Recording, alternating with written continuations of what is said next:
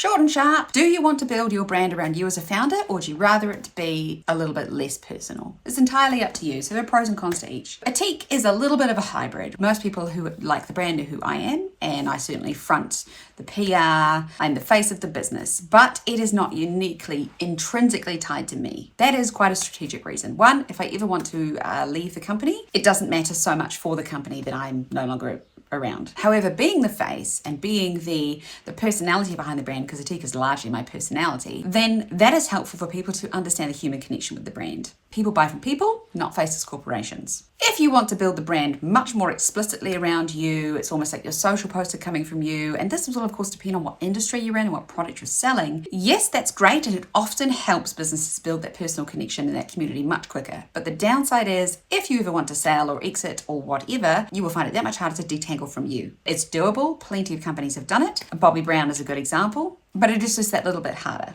And finally, if you want to build the brand as an entirely anonymous, you don't talk about you at all, I think you're in for a much harder road. There are plenty of companies out there that have nothing on their About Us page. They don't tell you who they are, they don't tell you why they started, and I won't buy from them. It's not because I want a person to buy from, it's because I don't trust them. I don't know who they are, and therefore I don't know if I can trust anything they're telling me. What if they don't really mean any of the things they are saying, which are important to me, like an ethical supply chain? Because I don't know. It's not impossible to build an organization with no one in front of it. It's a lot harder to gain that trust of your consumer. So have a think about how you want to place yourself, in the middle, all the way to the end of being a really super personal brand, or the complete opposite end of the scale where you don't want anything to do with it in terms of your face.